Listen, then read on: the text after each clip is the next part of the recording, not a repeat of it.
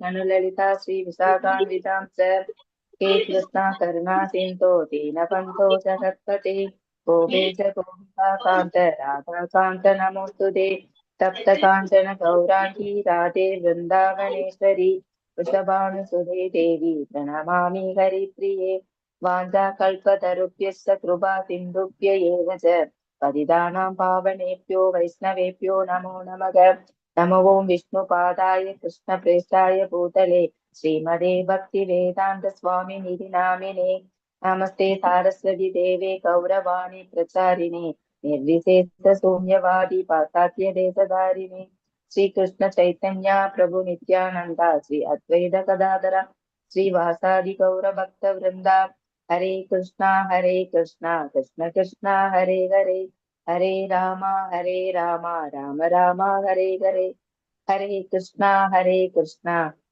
कृष्ण कृष्ण हरे हरे हरे राम राम राम हरे हरे हरि ओम तत्सत् हरे कृष्ण हरे कृष्ण माता அழகா பண்ணீங்க.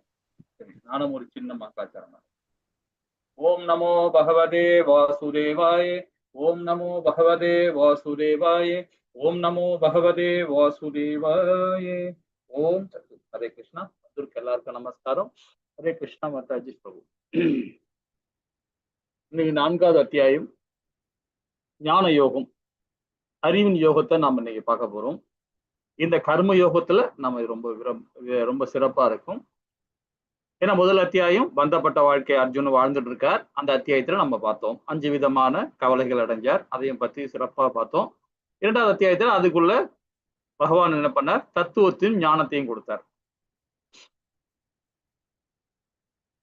3வது அத்தியாயத்துல கர்ம யோகம், நம்ம எப்படி செயல்படணும்ன்றதை கொடுத்தார் இல்லைங்களா. தத்துவத்தை கொடுத்தா மட்டும் பத்துமா, செயல் தெரியணும் இல்லையா, என்ன செயல்படணும், எப்படி செயல்படணும் அப்படின்னு சொல்லி கொடுத்தார். இன்னைக்கு அந்த செயலோட ஞானம் இருக்கணும். அந்த ஞானம் இருந்தாதான் நமக்கு அந்த விஞ்ஞானம் புரியும் இல்லைங்களா. அதுதான் இந்த யோகத்துல கொடுக்குறாரு. ஞான யோகத்துல இந்த அத்தியாயத்துல நம்ம சிறப்பா கொடுக்குறாரு. நாளைக்கு 5வது அத்தியாயம் பார்த்தீங்கன்னா பக்தி. கர்ம யோகத்திலையும் பக்தி கொடுக்கிறார், கர்ம யோகத்திலும் ஞான யோகம் கொடுக்கிறார். இந்த ஞான யோகத்தினால ராஜயோகம் கொடுக்கிறார் நமக்கு. இதுல அது உள்வாங்கி நம்ம படிக்கும் போது பாத்தீங்கன்னா நிறைய சாராம்சம் இருக்கும். இந்த பிரபஞ்சம் எப்ப படைக்கப்பட்டது, யாரால படைக்கப்பட்டது, பிரம்மானா யாரு, பிரம்மா எப்ப படைக்கப்பட்டாங்க, ஜீவராசிகள் எப்படிப்பட்டாங்க, பிரஜாபதிகள்னா என்ன, எல்லாத்தையும் இந்த அத்தியாயத்தில் ரொம்ப அழகா படிக்கிறார். ஏன் அவர் அவருடைய கடமை என்ன, பகவான் ஏன் அந்த கடமையை ரொம்ப அழகா செய்யறார், அதை பத்தி ரொம்ப அழகா சிறப்பா கொடுக்குறார். பாப்போமா. ஹரே கிருஷ்ணா. சரி, இந்த நிகழ்ச்சியை ஏற்பாடு பண்ணி கொடுத்த ஸ்ரீ ராதா கோவிந்தா இஸ்கான் பெங்களூருக்கு நம்ம அனைவரு சார்பாகவும் ஒரு சின்ன பாடம். ஜெய் ஸ்ரீ கிருஷ்ணா சைத்தன்ய பிரபு நித்யானந்த ஸ்ரீ அத்வைத கதாதார சிவாசாதி கௌரவ பக்த விருதுக்கு ஹரே கிருஷ்ண கிருஷ்ண கிருஷ்ண ஹரி ஹரி ஹரே ராம் ராம ராம் ஹரி ஹரி.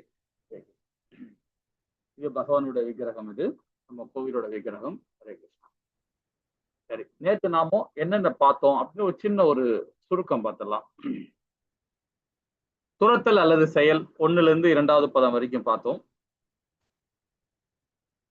துறவுனா என்ன, செயல்னா என்ன அப்படின்றது ரொம்ப சிறப்பா பார்த்தோம் இல்லைங்களா. அதுலயும் நிஷ்காம கர்ம யோகத்திலும் ஞான யோகத்திலும் எப்படி நம்ம செயல்படணும் 3ல இருந்து 9வது பதம் வரைக்கும் அந்த சாராம்சத்தை நம்ம படிச்சோம்.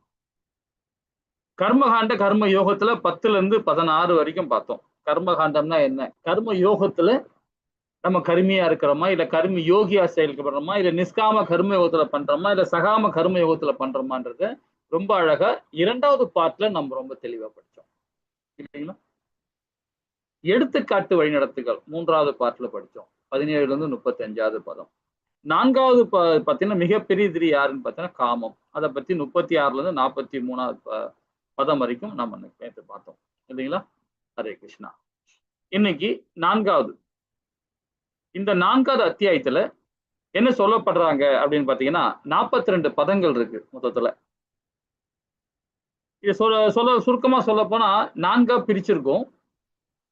ஆனா ஒரு இடத்துல நாம ஒரு ஸ்லோகத்துக்குள்ள சாராம்சம் என்ன அப்படின்றதை நாம இதை பார்க்க போறோம், விரிவா பார்க்க போறோம். பகவான் கிருஷ்ணரை பற்றி ஆழ்நிலை அறிவு 1ல இருந்து 10. ஆக்சுவலா 1ல இருந்து 15 தான், அது ஒரு பாட்டு. 16ல இருந்து 24 ஒரு பார்ட், 25ல இருந்து 42ல இருந்து ஒரு பார்ட், 4ஆ பிரிக்கிறதுல. இப்ப பகவான் கிருஷ்ணனுடைய ஆழ்நிலை அறிவு ரொம்ப இம்பார்ட்டன்ட். அது ஏவம் பரம்பரா பிரப்தம், அதை பத்தி பார்க்க போறோம். பகவான் கிருஷ்ணன் அனைத்து பாதைகளின் குறிக்கோளும் வர்ணாசிர அமைப்பையும் உருவாக்கியோரும் இருக்கிறார். இதுதான் நம்ம பிரிச்சு எடுக்கிறோம் 11ல இருந்து 15 வரைக்கும். கர்ம யோகத்துல நம்ம எப்படி செயல் பண்ணணும்னு நம்ம தெரிஞ்சுக்கிட்டோம். 16ல இருந்து 24 வரைக்கும் பகவானுக்கு கர்மா கிடையாது, ஆனா அவருடைய கடமையை அவர் சரிவர பண்றார். அதை பத்தி தான் இந்த ஸ்லோகம் மூலியமா நம்ம பார்க்க போறோம். பகவானுக்கு கர்மா கிடையாது, நமக்குண்டு கர்மா, ஆனா அவரு கடமையை கரெக்டா செய்யறார். அதை பத்தி விளக்கமா நம்ம இதுல படிக்க போறோம். தியாகங்கள் ஆழ்நிலை அறிவுக்கு வழிவகுக்கும் 25ல இருந்து 33வது பதம் வரைக்கும் பார்க்க போறோம். ஆழ்நிலை அறிவின் சுருக்கம் 34ல இருந்து 42வது பதம் வரைக்கும் நம்ம பார்க்க போறோம். ஹரே கிருஷ்ணா. சரி, இப்ப முக்கியமான இடம் இதுதான், ஸ்டார்டிங் பாயிண்ட். நமக்கு வந்து பாத்தீங்கன்னா பகவத்கீதை, இப்ப நாம எல்லாம் உண்மை உருவில் இதை படிச்சுட்டு இருக்கோம். அங்க பகவானும்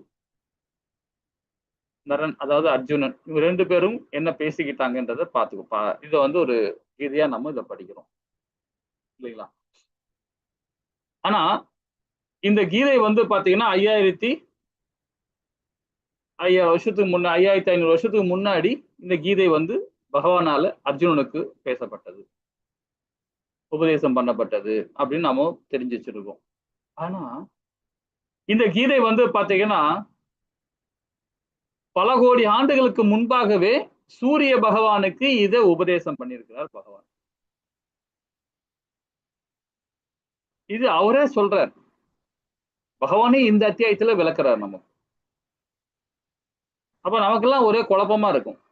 இப்போ அர்ஜுனுக்கு குழப்பம் வந்தது. அர்ஜுனன் கேட்கிறான், இந்த அத்தியாயத்துல கேட்கிறான் பகவான், நீயும் நானும் சமகாலத்துல பிறந்திருக்கோம், முன்ன பின்ன பிறந்திருக்கோம் இந்த காலத்துல, அப்புறம் உனக்கு மட்டும் எப்படி அப்படின்னு கேட்கிறான்.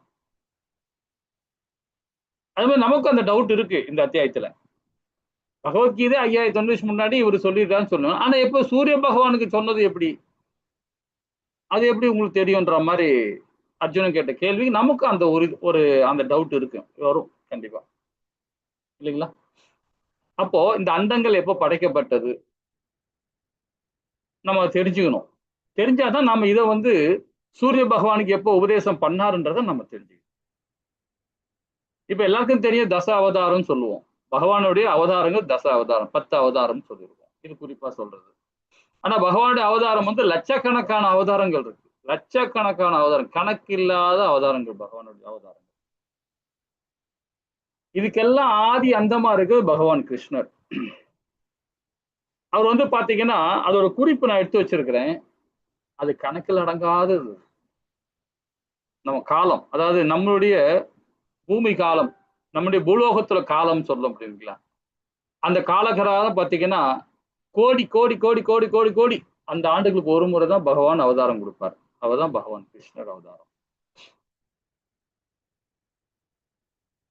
அவருடைய அவதாரத்துல முதல் மகாவிஷ்ணுன்னு சொல்லுவாங்க.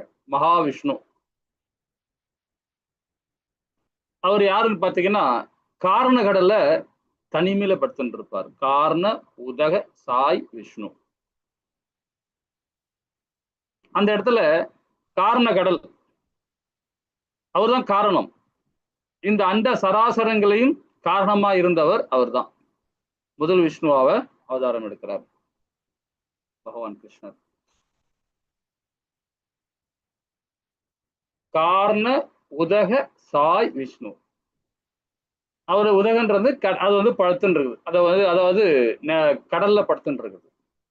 சாய்னா அது அந்த சாணம் பதிக்கார், உதய சாய் விஷ்ணு. அவருடைய அந்த இடத்துல கனகவல்லி தாயார் கிடையாது, ஆதிசேஷன் கிடையாது, எந்த ஜீவராசியும் கிடையாது, எந்த ஜீவராசியும் கிடையாது. அவருடைய ரோமம், உடல்ல இருக்கிற நமக்கெல்லாம் முடி இருக்கு இல்லையா, அங்கங்க முடி இருக்கும், நமக்குள்ள சின்ன சின்ன ஹோல்ல இருக்கும். ஹோல்ல இருந்து அந்த நமக்கெல்லாம் வேர்வை வரும். அந்த ரோமத்துல இருந்தா வேர்வை ஒரு துளியா வேர்வை வரும் இல்லைங்களா? அது போல வர்றதுதான் பகவானுக்கு கார்போக உதய சாய் விஷ்ணுவா இருக்கிறவர். தவறா சொல்லிட்டேன். காரண உதய சாய் விஷ்ணு, உதக சாய் விஷ்ணுவா இருக்கிறது தான் அந்த உடல்ல இருந்து ஒரு ஒரு வேர்வை துளிகள், அந்த வேர்வை துளிகள் தான் வந்து என்ன சொல்றதுன்னு பாத்தீங்கன்னா ஒரு ஒரு அண்டம். நமக்கு எப்படி உடம்புல சொட்டிங்லாம் அப்படி வருது பாத்தீங்களா, அந்த மாதிரி சொட்டிங் வந்து பகவானுக்கு வருது. அந்த பகவானுடைய சொட்டிங்கள் தான் வந்து ஒரு ஒரு அண்டம். அந்த அண்டத்துக்குள்ளதான் இரண்டாவது விஷ்ணு இருக்கிறார். அவர் தான் யாருன்னா கார்போக உதக சாய் விஷ்ணு. கற்போதக சாய் விஷ்ணு. கர்ப்போகத சாய் விஷ்ணு, கார்போக சாய் விஷ்ணு சொல்லலாம். சரி, ஓகே. அந்த விஷ்ணு இருக்கிறார். அவருதான் வந்து பாத்தீங்கன்னா மகாவிஷ்ணுக்கு அடுத்தது இரண்டாவது நிலை. மகாவிஷ்ணுவால படைக்கப்பட்ட அண்டத்துக்குள்ளார இவர் இருக்கிறார். அப்போ முதல் விஷ்ணு இருக்காரு இல்லையா, காரண உதய சாய் விஷ்ணு, அவருடைய கண்கள் இருந்து வர உமிழ் நீர், நம்ம கண்ணீர் சொல்லுவோம் இல்லையா, அந்த நீர், அந்த நீர்ல இருந்து வரவர் தான் பரமாத்மா. அந்த நீர்ல இருந்து வரதான் வந்து பாத்தீங்கன்னா அவருடைய கண்கள் இருந்து வர நீர் தான் வந்து பரமாத்மா. சோ அங்க இருந்து வரவர் தான் இவர். யாருன்னு பாத்தீங்கன்னா இதுதான் மூணாவது விஷ்ணு. ஹிருதய காய் விஷ்ணு, உதய சாய் விஷ்ணு சொல்லுவாங்க. இவர் வந்து பாத்தீங்கன்னா எல்லா இதயத்திலையும் பரமாத்மா ரூபத்தில் இருக்கிறார். எல்லா ஜீவராசி இதயத்துக்குள்ளும் 84 லட்சம் ஜீவராசி இதயத்துக்குள்ளும் அவர் இருக்கிறார். அந்த விஷ்ணு தான் வந்து பாத்தீங்கன்னா இது ஒரு பக்கம். இப்ப இரண்டாவது விஷ்ணுகிட்ட வருவோம், கார்போக உதய சாய் விஷ்ணு. அவர் என்ன பண்றாருன்னு பாத்தீங்கன்னா எல்லா ஜீவராசிகளும் உருவாக்குறார். முதல்ல அவருடைய அதாவது நாமி கமலத்திலிருந்து வர்றது, அவருடைய வயிற்று பாகத்திலிருந்து ஒரு கொடி போகும். அந்த கொடி தான் வந்து பாத்தீங்கன்னா தாமரை தண்டு. அந்த தாமரை தண்டு மேலதான் பிரம்மா இருப்பார். பிரம்மாவை படைக்கிறார். முதல்ல பிரம்மாவை படைக்கிறார். யார் படைக்கிறார்? கார்போக உதய சாய் விஷ்ணு. அவர் தான் இந்த படைக்கும் தொழிலே அவர் ஆரம்பிக்கிறார். காரண உதய சாய் விஷ்ணு பாத்தீங்கன்னா காத்தல், அழித்தல், உருவாக்குதல், இவங்க 3 பேருமே, இந்த 3 விஷ்ணுமே தான். இப்போ கார்போக சாய் விஷ்ணு என்ன பண்றார்? பிரம்மாவை படைச்சிட்டார். பிரம்மா என்ன பண்றாரு பாத்தீங்கன்னா அவருடைய பிள்ளைகளை, சனத்குமாரர்கள் 4 பிள்ளைகள் இருக்காங்க. அவருடைய பிள்ளைகள் சனத்குமாரர் படைக்கிறார். அதுக்கப்புறம் பாத்தீங்கன்னா பிரஜாபதிகள் 7 பேர் இருக்காங்க. அதாவது பெருமுனின்னு சொல்லலாம், சப்த ரிஷின்னு சொல்லலாம். இவங்க 7 பேர் பெருமுனிகள். இவங்க 7 பேரும் பார்த்தீங்கன்னா விஸ்வாமுத்திரர், கசிபர், பரத்வாசர், கௌதமர், அகத்தியர், சுத்ரி, பிருகு. இவங்க 7 பேருமே வந்து பிரஜாபதிகள், பெருமுனிகள் சொல்லப்படுது. அப்புறம் மனுக்கள், இவங்க மூலியமா தான் மனுக்களும் உருவாகுறாங்க. 14 மனுக்கள். இந்த 14 மனுக்கள், இந்த கசிப முனிவர் இந்த 7 பெருமுனிகளும் ஒரு 10,000, 20,000, 50,000 உயிர்வாழியை உருவாக்குற தன்மை உள்ளவங்க. இந்த பொறுப்பை யார்கிட்ட கொடுக்குறாங்கன்னா இந்த 7 பேர்கிட்டையும். இதுல கசிப முனிவரோட பிள்ளைகள் தான் வந்து பாத்தீங்கன்னா தேவர்கள். அவங்களோட தாய் யாருன்னு பாத்தீங்கன்னா அதிதி. தேவரோட தாய், இந்திரனோட தாய், சூரிய பகவானோட தாய், இவங்க அதிகம் யார் பாத்தீங்கன்னா தாய் வந்து அதிதி. கசிப முனிவுக்கு மொத்தம் 12 மனைவிகள் இருக்காங்க. இன்னொரு மனைவி பேர் வந்து திதி. அந்த திதிக்கு பிறந்தவங்க தான் வந்து அசுரர்கள். இல்லைங்களா? அவங்க மூலியமா தான் நிறைய ஜீவராசிகள் உருவாகுது. கசிப முனிவர் மூலியமாகவும், கௌதமர், பரத்வாசர், பிருகு, இந்த மாதிரி 7 பிரஜாபதிகள். இந்த தேவர்கள் நான் ஏன் சொல்ல வரேன்னு பாத்தீங்கன்னா, தேவர்களுக்கெல்லாம் வந்து பாத்தீங்கன்னா சூரியன் இருக்கார். இந்திரன் தான் தேவர்களுக்கு அதிபதி, அவர் தான். சூரியனுக்கு தான் வந்து இந்த உபதேசம் பண்றார் பகவான். இந்த அண்ட சராசரங்களை படைச்ச பிறகு இதை உபதேசம் பண்றார். இந்த பகவத்கீதை என்ற விஞ்ஞானத்தை அவர் தான் முதல்ல சூரிய பகவானுக்கு உபதேசம் பண்றார். அதுக்கப்புறமா தான் வந்து பாத்தீங்கன்னா இந்த மனுக்கள் 14 மனுக்கள் அவங்க மூலியமா சத்தியுகத்துல இப்ப இந்த இதுல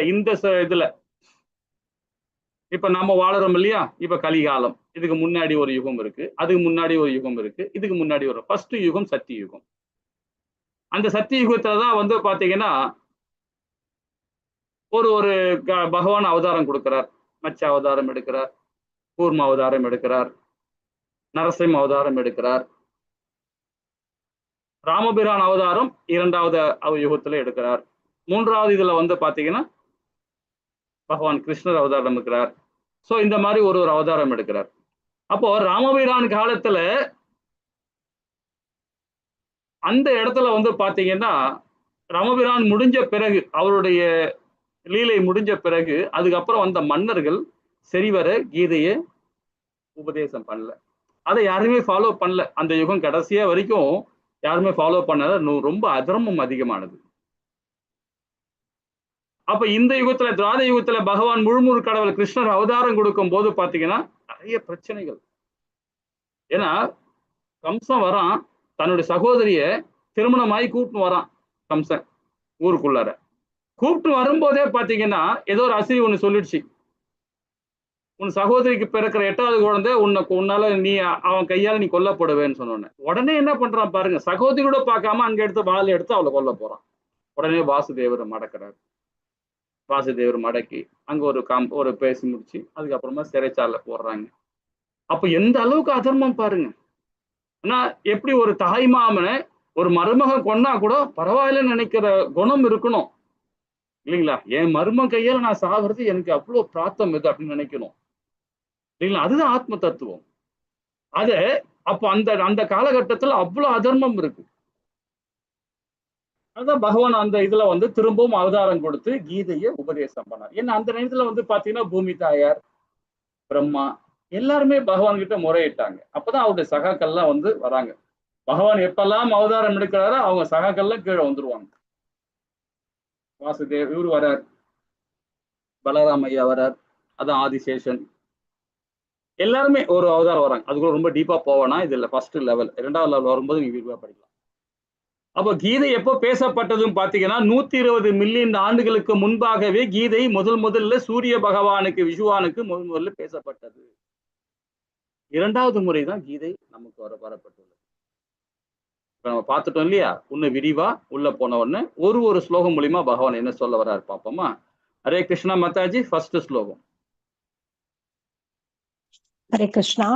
ஹரே श्री भगवान उवाच इमं विवस्वते योऽहं प्रोक्तवान् अहम् अव्ययम् विवस्वान् मनवे प्राह मनुरिक्ष्वाकवे ब्रवीत्। हरे कृष्णा। ஹரே கிருஷ்ணா மாதாஜி. இது ஃபர்ஸ்ட் ஸ்லோகத்திலே பகவான் ரொம்ப அழகா இதுல கொடுக்கிறார் பாருங்க. புருஷோத்தரமான முழுமுழு பகவான் கூறினார், அழிவற்ற இந்த யோக விஞ்ஞானத்தை நான் சூரிய தேவனான விஷ்வானுக்கு உபதேசித்தேன். விஷ்வான் மனிதகுல தந்தையான மனுக்கும் மனு விஷ்வாகும் மன்னனுக்கும் இதனை முறையாக உபதேசித்தனர். அப்போ இந்த யோக விஞ்ஞானம், இந்த விஞ்ஞானம் எது நம்ம படிக்கிற இந்த கீதையை சூரிய பகவானுக்கு விவாஸ்வானுக்கு முதலே உபதேசம் பண்ணிட்டார். அடுத்தது பாத்தீங்கன்னா மனிதகுல தந்தையான மனுக்கள்,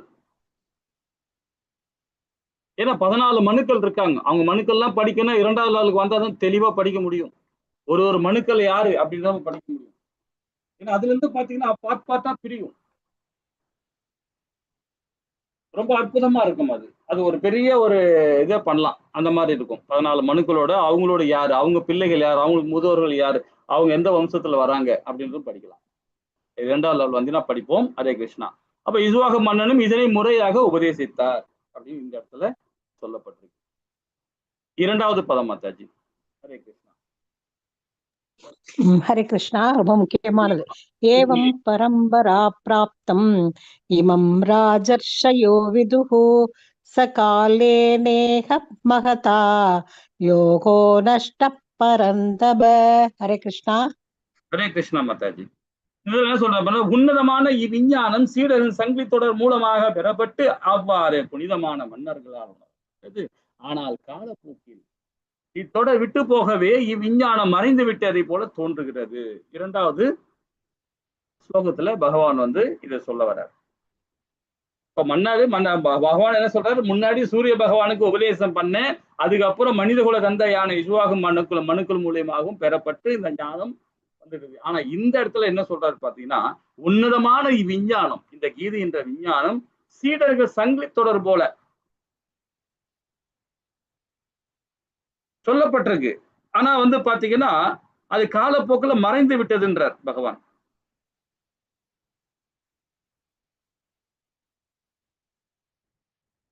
இப்ப நாம சீட பரம்பரை நம்ம தெரிஞ்சுக்கணும். சீட பரம்பரைன்னா என்ன அப்படின்னு தெரிஞ்சுக்கணும். இப்ப நாம எல்லாம் இருக்கிறது வந்து பாத்தீங்கன்னா இந்த கீதை படிக்கிறது பிரம்ம கவுடிய சம்பிரதாயம். இது நம்ம இந்த 4 விதமான படம் போட்டிருக்கு பாருங்க. பிரம்ம கவுடிய சம்பிரதாயம் சொல்லப்படனா அவருடைய நம்மளுடைய ஆச்சாரிய யாரு பாத்தீங்கன்னா மத்துவாச்சாரி.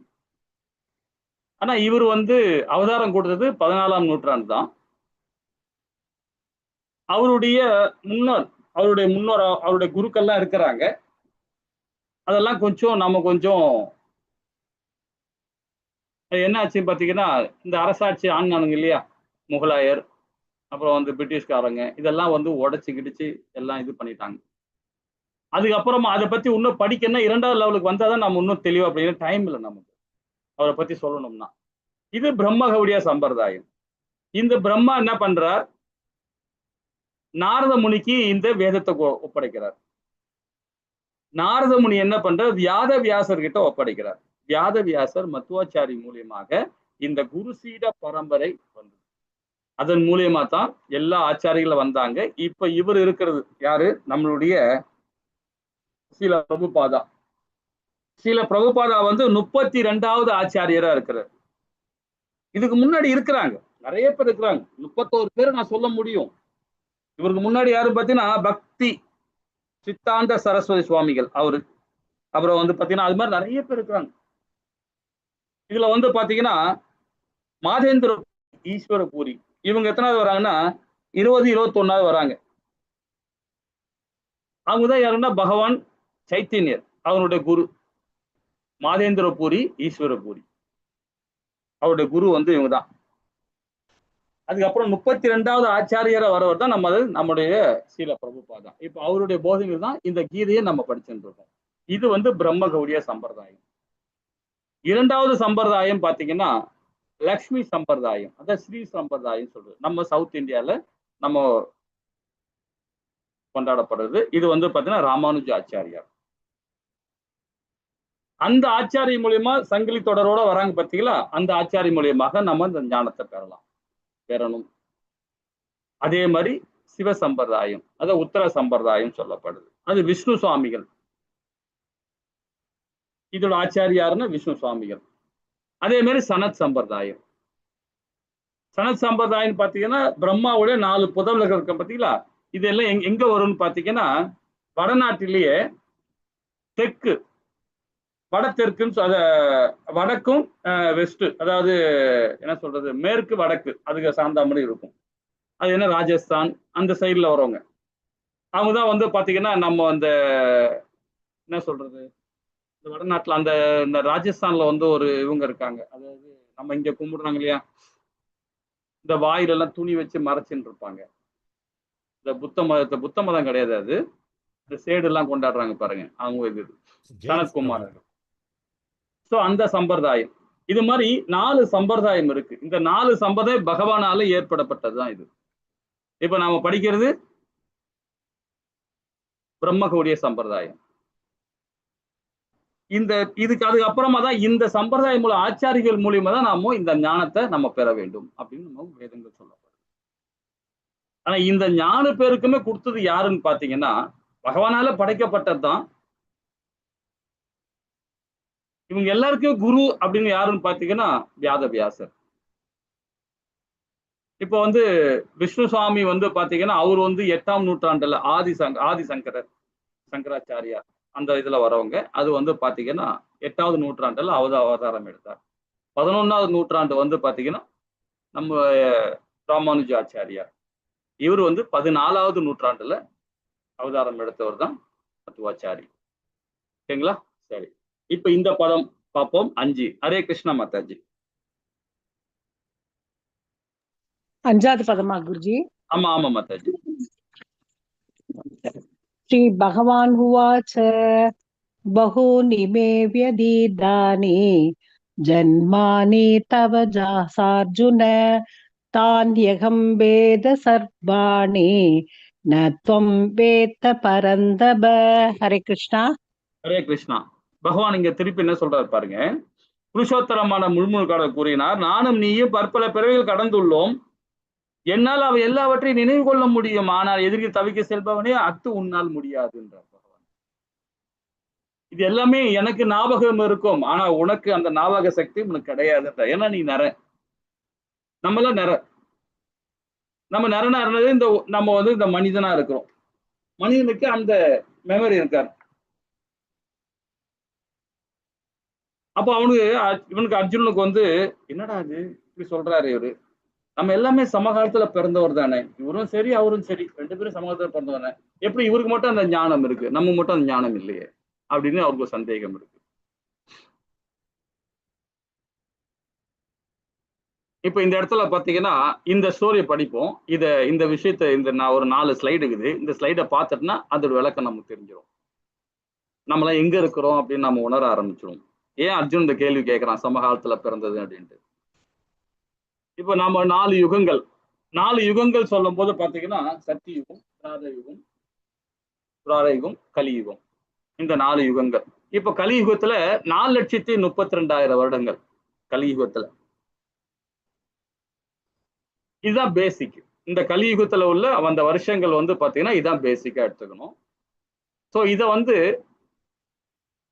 திருப்பி நீங்க மல்டிபிள் பண்ணணும். அதாவது திருப்பி 1 2 மல்டிபிள் பண்ணீங்கன்னா 8,64,000 வருடங்கள் வருது. அப்படியே டபுள் ஆக்குங்க. அது 8,64,000 வருடம். இது வந்து பாத்தீங்கன்னா துவார யுகம், கோபார யுகம் வருது. இதுலதான் பகவான் முழுமுதற் கடவுள் அவதாரம் எடுத்துக்கொள்ளும்.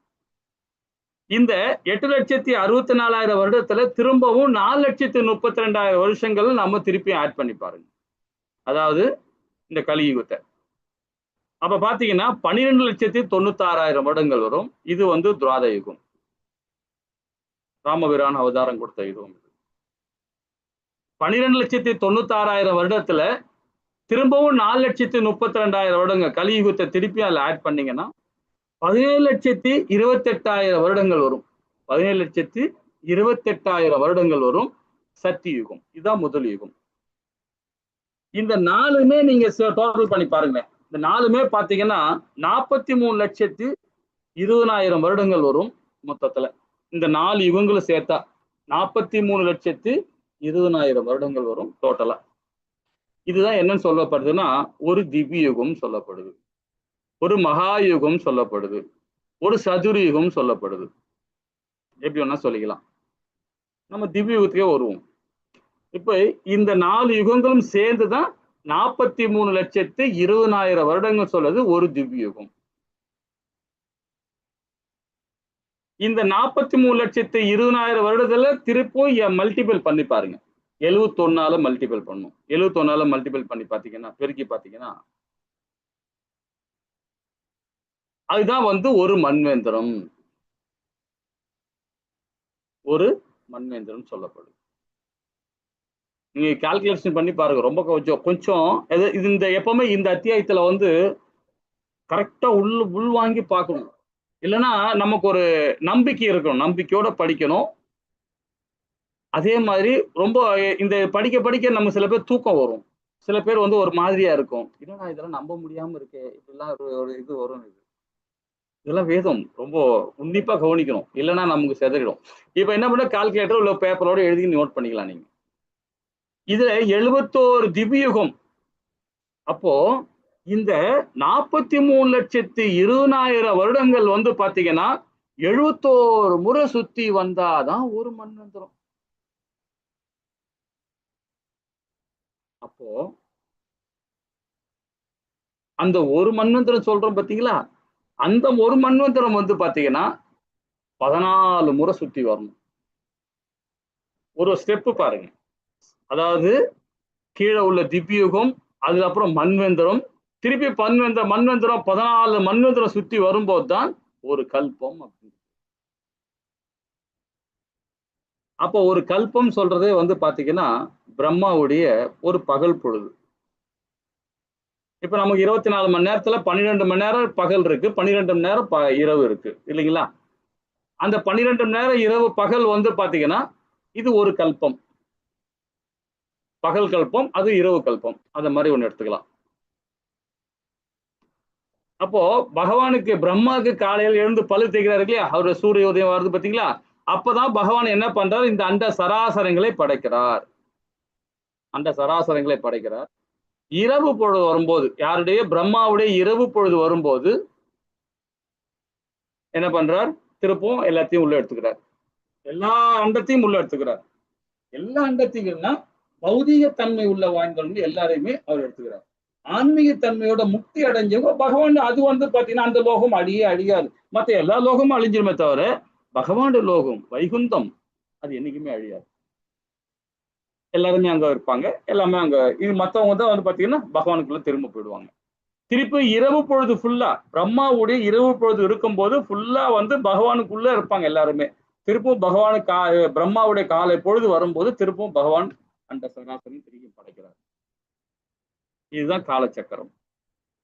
அப்போ கலியுகத்துல 4,32,000 வருஷத்துல இது வரைக்கும் பாத்தீங்கன்னா 5000 வருஷம் தான் தாண்டி வந்திருக்கோம். 5500 வருஷம் தான் நாம தாண்டி வந்திருக்கிறோம். இன்னும் இருக்கு கலியுகம். இன்னும் பாத்தீங்கன்னா 4,32,000 வருஷத்துல இன்னும் இருக்கு நமக்கு. நிறைய கால நேரம்லாம் இருக்கு, நிறைய விஷயங்கள் இருக்கு அதுல.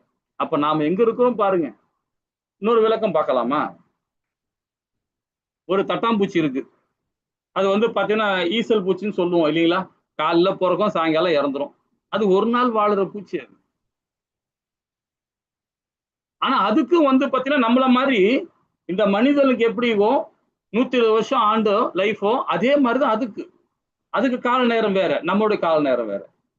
அது பகல் மட்டும்தான் பார்த்துட்டு இருக்கோம். பிரம்மா எப்படி காலைல பாக்குறாரு அது மாதிரி பார்த்துட்டு இருக்கோம். ஆனா அந்த ஒரு நாள்லயே அது முடிஞ்சிடும். ஆனா அதுக்கும் பிரிச்சிருக்காங்க. இதை வந்து ரொம்ப உன்னிப்பா கவனிக்கணும். நமக்கு எப்படி 120 வருஷம் இருக்கோ அதே மாதிரி காலையில இருந்து அந்த 12 மணி நேரத்துக்கு அதையும் டிவைட் பண்ணி நீங்க ஒரு பாருங்களேன். நான் ஒரு ஆர்டிகல் பார்த்தேன், ஒரு வீடியோல பார்த்தேன். ரொம்ப அழகா பண்றான். அந்த ஈசல் பூச்சை அது உள்ள ஒரு இதுல வச்சு கேமரா வச்சு எடுக்கிறாங்க. அது ஒரு நொடிக்கு நொடி கால் வளர்ந்துகிட்டே போகுது, ரெக்க வளர்ந்துகிட்டே போகுது, நொடிக்கு நொடி. ஆனா நமக்கு கால் ஒண்ணு என்ன குழந்தை பிறந்த உடனே தவடுறோம், அப்புறம் நிக்கிறோம், அப்புறம் நடக்க ஆரம்பிக்கிறோம், ஓட ஆரம்பிக்கிறோம், அப்படி இந்த மாதிரி ஒரு ஸ்டெப்பா நம்ம போயிட்டு இருக்கோம் இல்லையா? ஆனா அந்த ஈசல் பூச்சிக்கு அந்தந்த கால நேரம், அதுக்கு 12 மணி நேரம் சொல்றது, அதுக்கு வந்து பாத்தீங்கன்னா 120 வருடம். நான் சொல்லல, வேதம் சொல்லுது. அவங்களுடைய காலகட்டத்துக்கு தகுந்த மாதிரி. இப்ப எறும்பு இருக்கு, பூச்சி இருக்கு, எல்லாத்துக்கும் அது ஒண்ணு இருக்கு. அதெல்லாம் தேவ ரகசியம் சொல்லுவாங்க. இப்ப இந்த இடத்துல பாத்தீங்கன்னா நாம நினைக்கிறோம், ஈசல் பூச்சி என்ன நினைக்கிறோம், ஒரு நாள் கூட இல்ல, காலையில போறது சாயங்காலம் செத்து போகுது, அது ஒரு உயிரினமா அப்படின்னு நம்ம ஏளமா நினைக்கிறோம் இல்லையா? அப்ப மனிதன் பாருங்க 120 வருஷம் நமக்கு சொல்றோம். அதே தேவர்கள் இருக்காங்க பாத்தீங்களா, அவங்க ஒரு செகண்ட், அந்த ஒரு செகண்ட் தான் நம்முடைய லைஃப். அவங்க ஒரு செகண்ட் தான் நம்ம லைஃப். அப்போ நமக்கு 12 மணி நேரம் தான் ஒரு ஈசல் பூச்சோட லைஃபா இருக்கு. அப்ப நம்ம வந்து நம்மளோட யார் இருக்கா, தேவர் இருக்கா, தேவரோட யார் இருக்கா, மனுக்கள் இருக்காங்க, மனுக்களோட அடுத்தது யார் இருக்கா, பிரம்மா இருக்கிறார். பிரம்மா ஒரு சிட்டிக்கு போற நேரம் தான் தேவரோட லைஃப். பிரம்மா ஒரு சிட்டிக்கு போடுறீங்களா, ஒரு செகண்ட் தான் பிரம்மாவுடைய செகண்ட் தான் தேவர்களோட லைஃப். ஆனா பகவானுடைய நாசிலிருந்து வர காற்று வருது பாத்தீங்களா, அந்த கன நேரம் தான் பிரம்மாவோட லைஃப். அப்ப பிரம்மா ஒண்ணுமே கிடையாது, அவர்தான் ஆதி அந்தம். இல்லைங்களா? இதை பத்தி இன்னும் விவரமா படிக்கலாம். ஹரே கிருஷ்ணா. சரி, இப்ப இது வரைக்கும் தெரிஞ்ச வரைக்கும் அப்படின்னா லெவல் 2ல வாங்க, இன்னும் இதை பத்தி விரிவா படிக்கலாம். வேதங்கள் மூலியமா, இதெல்லாம் கற்பனை கிடையாது. வேதத்துல கொடுக்கப்பட்டது மேத்தமெட்டிக்ஸ், கம்ப்ளீட்டா கணக்கு தான் இல்ல. சரி, இப்ப பிரம்மா 50 வருடம் கடந்து விட்டதுன்னு வேதம் சொல்லுது. இப்ப பிரம்மாக்கு 100 வயசு, நமக்கு 120 வருஷமா, பிரம்மாக்கு 100 வயசு. இப்ப அவரு 50 வயசு கடந்து இருக்கு. அவருக்கு 155.52 மில்லி ட்ரில்லிங் இயர்ஸ் கடந்து வந்திருக்கிறார் பிரம்மா. அப்ப 6 மனுக்கள் முடிஞ்சுக்குது. மொத்தம் 14 மனுக்கள்ல சொல்லப்பட்டது 6 மனுக்கள் முடிஞ்சு இப்ப 7வது மனுக்கள் நடந்துட்டு இருக்கு. அதுலயும் பாத்தீங்கன்னா இப்போ கலியுகம். இப்ப இந்த 3 யுகம் தாண்டி இருக்கு. இதையும் பாத்தீங்கன்னா 71 திவ்ய யுகம் சுத்தினாதான் ஒரு மன்வந்திரம் வரும். இப்ப நாம எந்த இடத்துல மன்வந்திரம் இருக்குதோ அதை இது அடுத்த ஸ்லைட்ல பார்ப்போம். அப்போ 1851.4285 மில்லியன் இயர்ஸ் வந்து கடந்து வந்திருக்கு இல்லைங்களா? அப்போ 4 யுகங்கள் 27 சுழற்சி. இந்த 4 யுகங்களும் வந்து 27 சுழற்சி வரும்போது பாத்தீங்கன்னா 116.6400 மில்லியன் இயர்ஸ் வந்து கடந்து வந்திருக்கு. சத்தியம், அதாவது சத்தியம் இந்த 3 யுகங்கள், இந்த 4 யுகங்களுக்கு பார்த்தீங்களா, அது 9ஆல 30 சத்தியுகத்தையும் அந்த கலியுகத்தையும் நீங்க மல்டிபிள் பண்ணி பார்த்தீங்கன்னா 3.888 மில்லியன் இயர்ஸ் வந்து கடந்து வந்திருக்கு. கலியுகத்தில் கடந்து வந்த பாதை வந்து பார்த்தீங்கன்னா அதாவது 5117 வருடங்கள் இதுவரைக்கும் கடந்து வந்திருக்கு அப்படின்னு வேதம் சொல்லுது. அப்போ பிரம்மாவுடைய வாழ்க்கை என்ன பார்த்தீங்கன்னா 155.522 ட்ரில்லியன் இயர்ஸ் கடந்து வந்திருக்கார். யாரு? பிரம்மாவோட லைஃப். இப்ப மனுவோட லைஃப் பார்க்கலாம். 4 யுகங்கள் 27 சுழற்சிகள் பார்த்தீங்கன்னா அந்த சுழற்சி வந்து பார்த்தீங்கன்னா 116.6400 மில்லியன் இயர்ஸ் வந்து பார்த்தீங்கன்னா மனுக்களோட ஒரு மனுக்களோட லைஃப் இருக்கு. அப்போ சத்தியுகம் இது நம்ம பார்த்ததுதான், ஏற்கனவே பார்த்ததுதான்.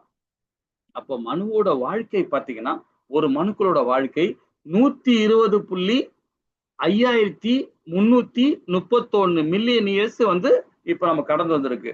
அப்போ இந்த கீதை எப்போ வந்தது பாருங்க. 6வது மனுக்கள் முடிஞ்சு 7வது மனுக்கள் ஆரம்பிச்சு இது வரைக்கும் 120.533 மில்லியன் இயர்ஸ் இப்ப நம்ம கடந்து வந்திருக்கோம். அப்போ 120 மில்லியன் ஆண்டுகளுக்கு முன்பாகவே பகவான் சூரிய பகவானுக்கு இதை உபதேசம் பண்ணியிருக்கிறார் இல்லைங்களா? இப்போ வந்து பாத்தீங்கன்னா கீதை இந்த இந்த இந்த பூமிக்கு எப்ப வந்தப்பட்டதுன்னு பாத்தீங்கன்னா 2 மில்லியன் ஆண்டுகளுக்கு முன்பு இந்த கீதை திரும்பவும் யாருகிட்ட ஒப்படைக்கப்பட்டிருக்கு? அர்ஜுனு கூட சொல்லப்பட்டிருக்கு. அப்போ அர்ஜுனோட சொன்ன பிறகு 5117 வருடங்கள் இது வரைக்கும் கடந்து வந்திருக்கு. ஓகேங்களா? ஹரே கிருஷ்ணா. இப்போ நம்மளோட பிரம்மாவோட லைஃப் நம்ம ஏற்கனவே ஒரு கதை மாதிரி சொன்னோம். அது கதை கிடையாது. கருட புராணத்திலே சொல்லப்பட்டிருக்கு. பத்ம புராணத்தில் ஐயன் சிவபெருமானே தாயாருக்கு, பார்வை தாயாருக்கு உபதேசம் பண்ணியிருக்கிறார். பிரம்மாவுடைய ஒரு செகண்ட் இருக்கு பாத்தீங்களா, நம்ம பூமி காலத்து உள்ள லைஃபுக்கு பாத்தீங்கன்னா 1,00,000 ஆண்டுகள். அதுல இருந்து அப்படியே 60 மல்டிபிள் பண்ணுங்க, அவருடைய ஒரு நாள் லைஃப் வந்து ஒரு கல்பம். பகல் கல்பம், இரவு கல்பம் இருக்கு. ஓகேங்களா? ஹரே கிருஷ்ணா. இப்போ நாம இங்க வருவோம் செக்ஷன். ஹரே கிருஷ்ணா மாதாஜி. 6வது ஸ்லோகம் மாதாஜி. ஹரே கிருஷ்ணா. அஜோ பீசன் அவ்யத்யாத்மா பூதானாம் ஈஸ்வரோ அபிஷன் பிரகிருதிம் ஸ்வாம் அதிஷ்டாய சம்பவாமி ஆத்ம மாயையா. ஹரே கிருஷ்ணா. ஹரே கிருஷ்ணா. இங்க என்ன சொல்லப்படுறது பாத்தீங்கன்னா, நான் பிறப்பட்டவனாக இருந்தாலும் எனது திவ்யமான உடல் அழிவற்றதாக இருந்தாலும் உயிர் வாழி அனைவரும் நானே இறைவனாக இருந்தாலும் நான் எனது சுயமான திவ்ய உருவம் ஒவ்வொரு யுகத்திலும் தோன்றுகிறேன் என்றார் பகவான். ஒரு யுகம்னா 4 யுகங்கள் இருக்கு. 4 யுகங்கள் பாத்தீங்கன்னா ஒரு திவ்ய யுகம் பாத்தீங்கன்னா 27 அப்ப 27 × 4 அப்ப பாத்துங்க, கணக்கு பாத்துங்க இல்லைங்களா? அந்த மாதிரி பாத்தீங்கன்னா ஒரு யுகத்துகளும் பகவான் அவதாரம் கொடுக்கிறார். அப்ப நம்ம என்ன நினைக்கிறோம்? 10 தசாவதாரம் நம்ம பார்த்துட்டு இருக்கோம். 10 அவதாரம் தான் அப்படின்னு நினைச்சுட்டு இருக்கோம். கிடையவே கிடையாது. பகவானுக்கு லட்சக்கணக்கான அவதாரங்கள் இருக்கு. லட்சக்கணக்கான அவதாரங்கள். அதுலயும் ரொம்ப நரசிம்ம அவதாரம் பார்த்தீங்கன்னா பயங்கரமான அவதாரம். அதுல ரகசியமான ஒரு அவதாரம் இருக்கு. அதான் குவி அவதாரம். ரகசியமான அவதாரம் சொல்லுவாங்க. அவர் யாருன்னு பாத்தீங்கன்னா அந்த அவதாரத்தை யாரெல்லாம் உணர்ந்து அவரை ஃபாலோ பண்றாங்களோ கண்டிப்பாக முக்தி அடைவாங்க. அது இந்த கலியுகத்துல அவர் தான் வந்து பாத்தீங்கன்னா பகவான் சைத்தன்யர். அவரை பத்தி தான் படிப்போம். இந்த இடத்துல பாருங்க, ரொம்ப அழகா வந்து பகவான் வந்து சிறைச்சாலையில வந்து காட்சி கொடுக்கிறார். யாருக்கு? வாசுதேவருக்கும் தேவகி தாயாருக்கும். 2 கை சொரூபத்துல முதல்ல 4 கை சொரூபத்துல பகவான் வந்து காட்சி கொடுக்கிறார். ஆனா தாயார் கேட்கறாங்க, யாரு? அதிதி. அதிதி தான் வந்து இங்க வந்து தேவிக்கு தாயாரா இருக்காங்க. அப்ப அதிதி கேட்கறாங்க, எனக்கு 2 கை சொரூபத்துல கிடைச்சா நல்லா இருக்கும். ஏன்னா இதுக்கு முன்னாடி வந்து வாமன அவதாரம் எடுத்த குட்டியா வந்துட்டு, அதுக்கு மட்டும் மகாவிஷ்ணு அவதாரம் எடுத்த, அது பரவாயில்ல. ஆனா இந்த அவதாரம் எனக்கு 2 கை சொரூபத்துல மனிதனாக வர வேண்டும் கேட்டாங்க தாயார், தேவி தாயார். அதாவது அதிதி. கசிப முனிவர் தான் வாசுதேவர் இந்த அவதாரம் எடுக்குது. ஏன்னா அவங்க 2 பேருமே வந்து கும்சமன அவதாரம் எடுத்து இது விரதம் இருந்ததுனால 3 பகவான் வந்து 3 முறை வந்து இவங்களுக்கு மகனாக பிறக்கிறார். இது 3வது முறை தான் வந்து பாத்தீங்கன்னா இவர் வந்து பகவான் கிருஷ்ணர் அவதாரம் எடுக்கிறார் இந்த இடத்துல. ஓகேங்களா? அது ஏன் எடுக்கிறார் அப்படின்றதையும் இன்னும் விரிவா பார்ப்போம். ஹரே கிருஷ்ணா மாதாஜி. 7வது பதம். हरे कृष्णा।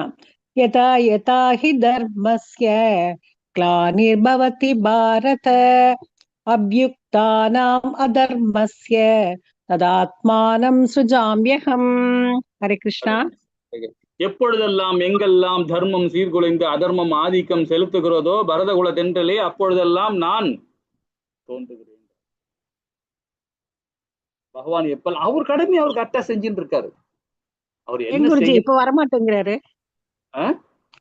இப்ப வரமாட்டேங்கிறாரு. இப்ப தர்மம் குறைஞ்சுதானே இருக்கு. என்ன மாதாஜி சொல்றீங்க? எல்லாருக்கும் அதாவது தனியா வரணும்னு அவசியமே இல்லை மாதாஜி. உங்க கணவன் மூலியமாகவும் பிள்ளைகள் மூலியமாகவும் பேர பிள்ளைகள் மூலியமாகவும் சமுதாயத்து மூலியமா வருவார் மாதாஜி. நீங்க பகவானா எழுத்தாப்புல எந்த ஜீவராசியை பாக்குறீங்களோ பகவானா பார்க்கணும். ஆண்டாள் எப்படி தலையெல்லாம் சீவிக்கிட்டு போய் கண்ணாடியில பார்த்தாங்கன்னா என்ன நினைப்பாங்க? பகவான் தான் காட்சி தருப்பார். அந்த கண்ணோட்டத்துல பாத்தீங்கன்னா பகவான் உங்ககிட்ட கூடவே தான் இருக்கிறார். நாமும் நம்முடைய புரிதல் அந்த மாதிரி இருக்கு. நமக்குள்ளதான் இருக்கிறார் பகவான். நமக்குள்ளதான் இருக்கிறார். இதுக்கு ஒரு சின்ன விளக்கம் சொல்லட்டுங்களா? ரொம்ப அற்புதமான விளக்கம் பாருங்க. சொல்லுங்க சொல்லுங்க. எப்படி உணர முடியும்னு பாருங்க. பகவான் எப்படி உணர முடியும்னு பாருங்க. நாரதர் போறார் யாருகிட்ட? பகவானை தரிசிக்காக துவாரகா போறார். துவாரகா போகும்போது பாத்தீங்கன்னா அந்த இடத்துல இவங்க இருக்காங்க, தாயார் ருக்மிணி தாயார் இருக்காங்க.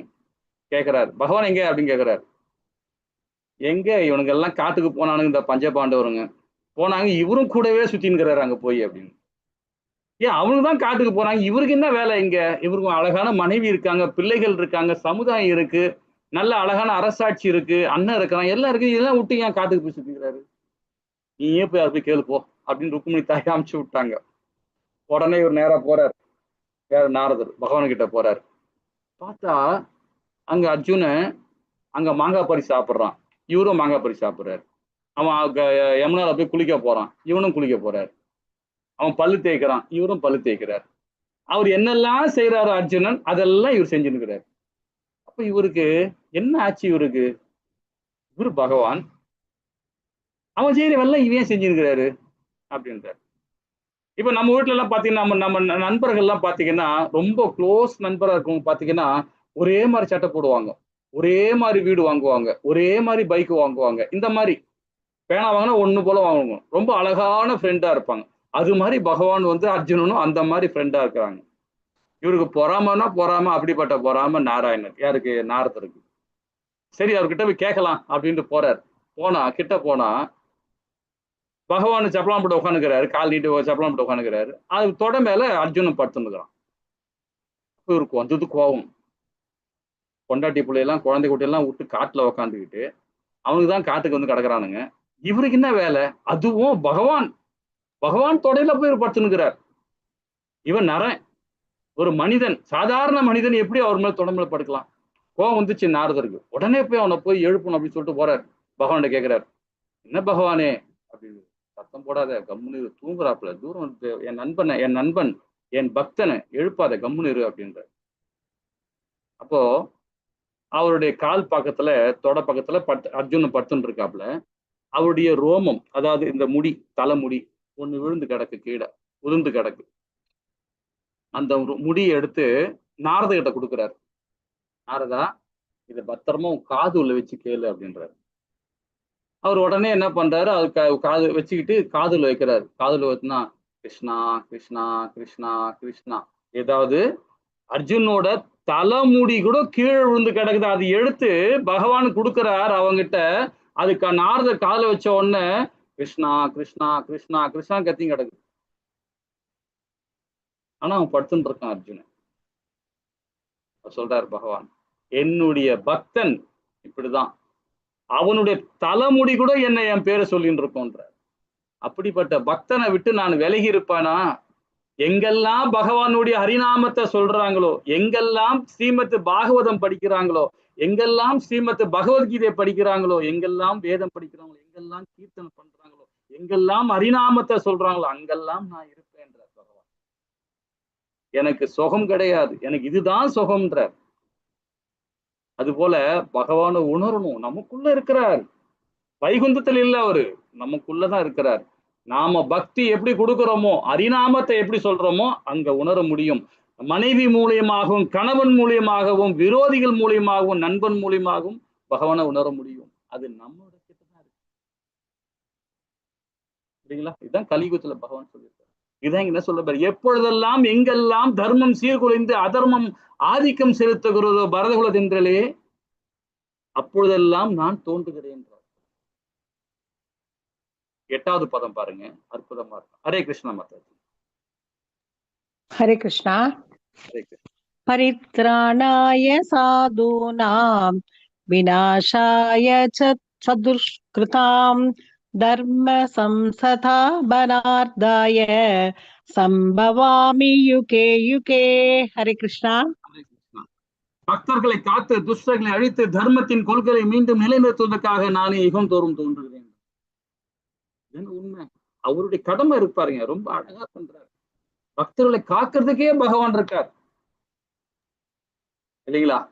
நாம என்ன நினைக்கிறோம் பாருங்க, நம்ம நல்லா சம்பாதிக்கணும், வீடு பங்களா வாங்கணும், நல்லா ரெஸ்ட் எடுக்கணும், தூங்கணும் அப்படின்னு பார்த்துட்டு இருக்கோம். நம்ம கடமை நாம செய்யறோமா? பகவானுக்கு தொண்டு பண்றதுதான் இந்த உடலை கிடைச்சிருக்கு, இந்த பிறவியை கிடைச்சிருக்கு, இந்த அற்புதமான மனித உடல் கிடைச்சு 84 லட்சம் ஜீவராசி அண்ட சராசரங்களை படைக்கும் போது படைக்க விட்டார். அதெல்லாம் தாண்டிதான் இந்த மனித உடல் கிடைச்சிருக்கு. ஆனா நாம என்ன பண்றோம்? அற்பமான இந்த உடலுக்காகவும் இந்த சமுதாயத்துக்காக ஓடிட்டு இருக்கோம். ஆனா அவருடைய கடமையை அவரு சரிவர பண்றார் பகவான், இல்லைங்களா? ஹரே கிருஷ்ணா. 9வது ஸ்லோகம் மாதாஜி.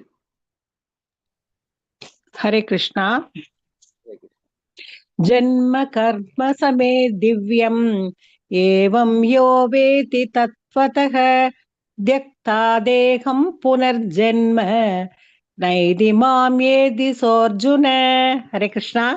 ஹரே கிருஷ்ணா மாதாஜி. எனது தோற்றமும் செயலும் திவ்யமானவை என்பது எவன் ஒருவன் அறிகிறானோ அவன் இந்த உடலை விட்ட பின் மீண்டும் பௌதிக உலகில் மீண்டும் பிறந்தெடுப்பதில்லை.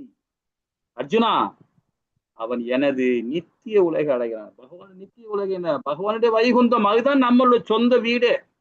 இதனால என்ன தெரியுமா? துக்காலியம். இந்த லோகம் துக்காலியம். என்னைக்குமே சங்கடம் வந்துகிட்டே இருக்கும், துன்பம் வரும், இன்பம் வரும், மாறி மாறி வந்துகிட்டே இருக்கும். பகவானுடைய லோகம், திவ்யமான லோகம் இருக்கு பாத்தீங்கன்னா, பகவானுடைய வைகுந்தம், அது என்னைக்குமே அழிவில்லாத லோகம் அது, இல்லைங்களா? அதுதான் பகவான் சொல்றார், இந்த ஆத்ம ரூபத்துல பகவானுக்கு நாம பக்தி கொடுக்கணும். உடலாலையும் மனதாலையும் புத்தியாலையும் கண்ட்ரோல் பண்ணி நம்ம கொடுக்கணும். உடலால புத்தியால கொடுக்க முடியும் இந்த சரீரத்தை. இந்த சரீரத்தை எப்படி பண்ணணும்? ஹரிபக்தியில கொண்டு போகணும். பாக்குறது பகவான் கிருஷ்ணர், பேசுறது பகவானுடைய வார்த்தை, காதால கேட்குது பகவானுடைய ஹரிநாமம், மூக்கால நுகர்றது என்னது? பகவானுடைய நறுமணம், பூக்களை முகரணும்.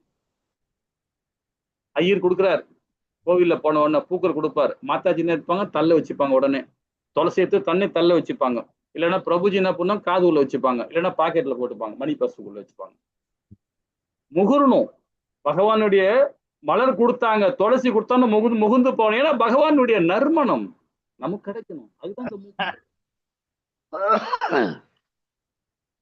இல்லைங்களா? அப்போ பகவான் பாத்தீங்கன்னா அவருடைய செயல் திவ்யமானது. இந்த ஆத்ம ரூபத்துல பகவானுக்கு பக்தி கொடுக்கணும். எவன் ஒருவன் அறிகிறானோ, பகவானுடைய பக்தியை உணர்ந்து அறிகிறானோ பாத்தீங்களா, அவன் இந்த உடலை விட்ட பின் மீண்டும் இந்த பௌதிக திரும்பி பிறப்பதே இல்லை. அவன் பகவானுக்கிட்ட போய் சேர்ந்துடும், இல்லைங்களா? இந்த தாமோதர அஷ்டகம் இப்ப கார்த்திகை மாசம் டெய்லி யாரெல்லாம் கலந்துக்கிறீங்களோ ரொம்ப நல்லது. 6 மணிக்கு டெய்லி ஒரு விளக்கு ஏத்துங்க வீட்டுல. இன்னைக்கு ஏத்தனா விலைக்கு நாளைக்கு ஏத்தாதீங்க. 7ஆம் தேதி ஸ்டார்ட் ஆயிடுச்சு, இன்னைக்கு தேதி 9 ஆயிடுச்சு, 2 நாள் ஆயிடுச்சு, 3ஆம் நாள் இன்னைக்கு. அதனால 3 நாள் போனாலும் பரவாயில்ல, இனியாவது டெய்லி ஒரு அகல் விளக்கு, அதுல நெய் தீபம் ஏட்டு, பசும் நெய் வாங்கிக்கிங்க. கடையில நெய்க்கெல்லாம் கடையில நிறைய நெய் கலப்பட நெய் எல்லாம் விற்கிறாங்க. பசும் நெய் எங்கேயாவது கேட்டு வாங்கி அதுல திரி போட்டு டெய்லி சாயங்காலம் 6 மணிக்கு ஒரு வேளை விரதம் மட்டும் இருங்க. 2 வேளை விரதம், ஒரு வேளை மட்டும் விரதம் இருந்து பகவானுக்கு நெய்வேத்தியம் பண்ணுங்க. காலுக்கு 4, இடுப்புக்கு 2, முகத்துக்கு 3, உடலுக்கு 7, இந்த மாதிரி சுத்துங்க. இந்த மாதிரி போட்டோ வாங்கி வச்சுங்க. இந்த யசோதாயி பகவானை எப்படி கட்டி போட்டிருக்காங்களே அந்த மாதிரி உரலை வச்சு இந்த மாதிரி போட்டோ கடையில விற்கும். அதை வாங்கி வச்சுக்கிட்டு இது மாதிரி பண்ணுங்க. இந்த கார்த்திகை மாசம் ஃபுல்லா பண்ணுங்க. ரொம்ப நல்லது, ரொம்ப நல்லது. புண்ணியம் இந்த வாழ்நாள்லயே உங்களுக்கு முத்தி கிடைக்கும். மோகமில்லாத பக்தி கொடுங்க பகவானுக்கு. இந்த பக்தி யாரெல்லாம் கொடுக்குறீங்களோ கண்டிப்பாக இந்த வாழ்நாள்லயே உங்களுக்கு முத்தி கிடைக்கும். நான் சொல்லல, வேதம் சொல்லுது. ஹரே கிருஷ்ணா.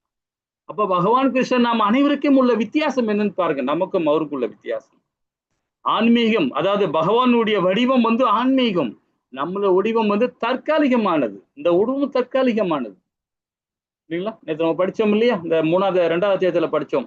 இந்த 3 விதமான உடல்: பௌதிக உடல், சூட்சம உடல், சூதர உடல், சூட்சம உடல், ஆத்மா. அதே மாதிரி நம்ம செயல். இந்த 4வது போட்டோ ஒன்று போட்டிருக்கோம், சின்ன சின்ன போட்டோ 4வது போட்டிருக்கும். இந்த 3 மாதாஜி இருப்பாங்க. அதுதான் யாருன்னா சத்துவகுணம், ரசோகுணம், தமோகுணம். நம்மளை போட்டு ஊஞ்சல், அதாவது பொம்மை ஆட்டம் மாதிரி ஆடி வச்சுக்கிறாங்க. நாம அதுக்கு ஏத்த மாதிரி ஆடிட்டு இருக்கோம். நம்மளுடைய செயலுக்கு ஏத்த மாதிரி, நம்மளுடைய எண்ணத்துக்கு ஏத்த மாதிரி, நம்மளுடைய காரணமா இருக்கிறோம். நம்ம பௌதிக தன்மையோட செயல்படுறதுனால இல்லைங்களா? இதை பத்தி எல்லாம் விரிவா இன்னும் படிக்கணும், பார்ப்போம். ஹரே கிருஷ்ணா. 10வது பதம் மாதாஜி. ஹரே கிருஷ்ணா. வீதராக பயக்ரோதா மன்மயா மாம் உபாசிதாக பகவோ ஞான தபசா போதா மத்பாவம் ஆகதாக. ஹரே கிருஷ்ணா. பற்றுதல், பயம், கோபம் விட்டு விடுபட்டு முழுதும் எண்ணில் நாயத்து. இந்த பயம் எங்கிருந்து வரும்? பௌதிக தன்மையோடு தான் பயம் வரும்.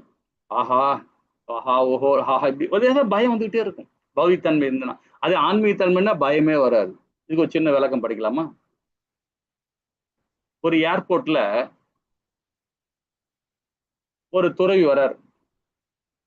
ஒரு ஹரே கிருஷ்ணா மகாமந்திரம் சொல்ற துறவி வரார். வரும்போது அந்த இடத்துல போலீஸ் செக்யூரிட்டி எல்லாம் நின்று அவரை மடக்கி கேட்கறாங்க, கேள்வியா கேட்கறாங்க.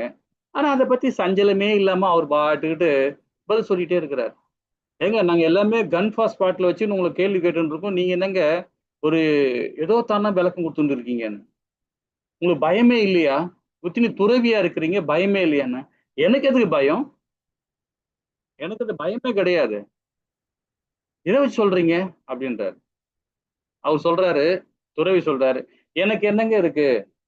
பகவான் 24 மணி நேரமும் என்னை காத்துட்டு இருக்கிறார், என்னை காப்பாத்திக்கிட்டே இருக்கிறார், என் கூடவே இருக்கிறார்.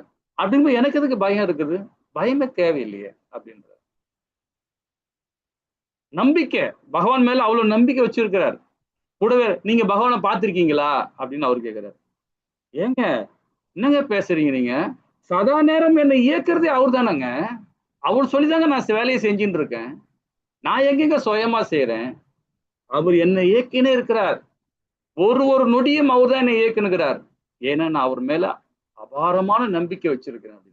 பகவானுடைய பக்தன் அப்படிதான் இருப்பான். பகவான் மேல முழு நேரம் பக்தன் நம்பிக்கையோட வச்சிருப்பான். அப்ப அவனுக்கு பயமே இருக்காது. நம்பிக்கை இல்லாதவன் தான் பௌதிகத்தன்மையோடு இருப்பான். பணத்து மேல ஆசை, குடும்பத்து மேல ஆசை, சமுதாயத்து மேல ஆசை, பற்று, பயம். யாராவது பண்றவங்களா, அதை பண்றவங்களா, இதை பண்றவங்களா. பகவான் மேல நம்பிக்கை வச்சுன்னா குடும்பம் மேன்மை அடையும், சமுதாயம் மேன்மை அடையும். இல்லைங்களா? அதுதான் ரொம்ப அழகா சொல்றாரு. அந்த பற்றுதல் இருக்கும்போது, பற்றுதல் இருக்கக்கூடாது, அதிகமான பற்றுதல் இருக்கக்கூடாது, மோகம் இருக்கக்கூடாது. பற்றுதல், பயம், கோபம் இவற்றிலிருந்து விடுபட்டு முடியும் எண்ணில் நாயித்து பகவானை நினைக்கணும். உள் வாங்கிக்கிட்டு என்னை சரணடைந்த பற்பல நபர்கள் என்னை பற்றி அறிவால் இதற்கு முன் துன்பம் அடைந்துள்ளனர். இதுக்கு முன்னாடி நாம் நிறைய பிரச்சனைகளை ஃபேஸ் பண்ணியிருப்போம். இந்த ஜென்மத்துல இல்ல, போன ஜென்மத்துல, அது முந்தின ஜென்மத்துல, இந்த ஜென்மத்திலையும் சரி. இது மாதிரி பகவானுக்கு ஹரிபக்தி கொடுத்தனா அந்த துன்பம் எல்லாம் போயிடும். நம்ம கண் முன்னே தெரியும், அந்த துன்பம் எல்லாம் மறைஞ்சிரும். இல்லைங்களா? இவ்வாறு அவர்கள் எல்லோரும் என் மீது திவ்யமான அன்புடையார் என்றார். அப்ப பகவான் மேல முழு நம்பிக்கை வைக்கணும் நம்ம, இல்லைங்களா? ஹரே கிருஷ்ணா மாதாஜி. 12வது பதம். हरे कृष्णा। काङ्क्षन्तः कर्माणां सिद्धिं यजन्त इह देवताः क्षिप्रं हि मानुषे लोके सिद्धिर्भवति कर्मजा। हरे कृष्णा। ஹரே கிருஷ்ணா மாதாஜி. ஒரு நிமிஷம். இங்க என்ன சொல்றாரு பாத்தீங்கன்னா, பலன் தரும் செயல்களை வெற்றி விரும்பும் இவ்வுலக மனிதர்கள் தேவர்களை வழிபடுகின்றனர். இவ்வுலகில் இத்தகைய செயல்களுக்கு விரைவில் பலன் கிடைப்பது உண்மையே. தேவர்கள் வழிபாடு பண்ணும்போது நமக்கு பலன் கிடைக்கும், கிடைக்காம போகாது. ஏன்னா அதுதானே தேவர்களே இருக்கிறாங்க, இல்லைங்களா?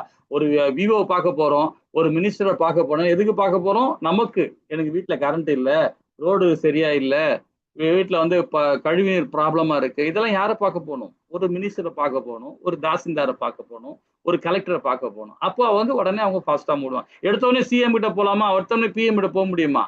போக முடியாது, இல்லையா? கலெக்டர் அதுதான் இருக்கிறாங்க, உடனே நமக்கு கிடைக்கும். ஆனால் அது தற்காலிகமானது. நிரந்தர சொல்யூஷன் யாருன்னா பகவான் தான். அவர் தான் நமக்கு பர்மனன்ட் சொல்யூஷன் கொடுக்கறது. யாருன்னா பகவான் தான். தேவர்கள் சொல்யூஷன் கொடுக்கறது அந்தந்த நேரத்துக்கு தகுந்த மாதிரி கொடுப்பாங்க. அதுதான் பகவான் சொல்ற, பலன் தரும் செயல்களை வெற்றியை விரும்பும் இவ்வுலக மனிதர்கள் வழிபடுகின்றன தேவர்களை. இவ்வுலகில் இத்தகைய செயல்கள் விரைவில் பலன் கிடைப்பது உண்மையே, இல்லைங்களா? 13வது ஸ்லோகம் பாருங்க, அது ரொம்ப அழகா வர்ணாச தர்மம் மூலியமா வளர்க்கிறாரு பாருங்க. ஹரே கிருஷ்ண மாதாஜி. हरे कृष्णा। साधुर्वर्ण्यं मया सृष्टं गुणकर्म विभागशः तस्य कर्तारम् अभिमां विद्यकर्तारम् अव्ययम्। हरे कृष्णा। ஹரே கிருஷ்ண மாதாஜி. 3 வித இயற்கை குணங்களுக்கு அவற்றின் செயல்களுக்கு ஏற்ப மனித சமுதாயத்தை 4 வகை பிரிவுகளாக என்னால் ஏற்படுத்தப்பட்டன. இம்முறையை படைத்தவன் நான் ஆயினும் பற்றற்ற, அதாவது என்னை செயலுக்கு அப்பாற்பட்டவன அறிந்து கொள்ளுன்றார் பகவான். என்ன காரணம் பாருங்கன்னா, 3 விதமான குணங்கள் இருக்கும்போது, சத்துவகுணம், ரசோகுணம், தமோ குணம், நல்ல குணம், கெட்ட குணம், பைத்திகார குணம். இந்த 3 குணத்துக்கு மூலியமா தான் இந்த 4 வகையான பிரிவுகள் இருக்கு. பிராமணன், சத்திரியன், வைசியன், சூத்திரன். பிராமணன் வந்து பாத்தீங்கன்னா சத்துவகுணம், நல்ல குணம். ரசோகுணம், பேராசை குணம் அப்படின்னு சொல்லலாம். இந்த குணம் வந்து பாத்தீங்கன்னா சத்திரியன் இருப்பார், வைசியனும் இருப்பார். தமோ குணத்துல பைத்திகார சனத்துல இருப்பவர் வந்து சூத்திரனா இருப்பார், சூத்திர குணம். அது ஏன் அது மாதிரி சொல்லப்பட்டது அப்படின்னு பாத்தீங்கன்னா, சத்துவ குணம் சொல்லும் போது வேதங்களை படிக்கிறது, சாஸ்திரங்களை படிச்சு அதன்படி நடக்கிறது, அந்த மாதிரி செயல்படுவார் சத்துவ குணத்துல. ஆனா அவரும் அந்த குணத்துல இருக்கிறவரும் சொர்க்கம் தான் போக முடியும், பகவான் கிட்ட போக முடியாது. அது நல்லா புரிஞ்சுங்க. அந்த சத்துவ குணத்துல இருக்கிறவங்க கூட எங்க இருப்பான்னு பாத்தீங்கன்னா திரும்ப இங்கதான் பிறப்பான். ஆனா அவன் இந்த 4 பேருமே சுத்த சத்துவத்துல போகணும். இந்த 3 குணங்கள் இல்லாம போறான் பாத்தீங்களா, அவன் தான் சாத்வீகமா செயல்பட்டு பகவான் லோகத்துக்கு போக முடியும். சத்துவத்துல இருந்தா வேதம் படிக்கிறது, உபநேசம் படிக்கிறது, பகவானுக்கு பக்தி கொடுக்கறது, இதெல்லாம் மோக பக்தி கொடுத்துட்டு இருப்பான் சத்துவகுணத்துல இருக்கிற. அதனாலதான் முக்குணங்களை சார்ந்து இருக்கிறான் அவன். மோகம் இல்லாத பக்தி கொடுக்கணும், அனநேய பக்தி கொடுக்கணும், களங்கமற்ற பக்தியை பகவான் கொடுக்குறான் பாத்தீங்களா, அவன் தான் சாத்வீகமா செயல்பட்டு பகவான் லோகத்துக்கு போக முடியும். அப்ப பிராமணனும் பகவான் கிட்ட போக முடியாது. இந்த குணம் இருந்தா தான் அவன் போக முடியும். இந்த 4 பேருமே அதுதான்.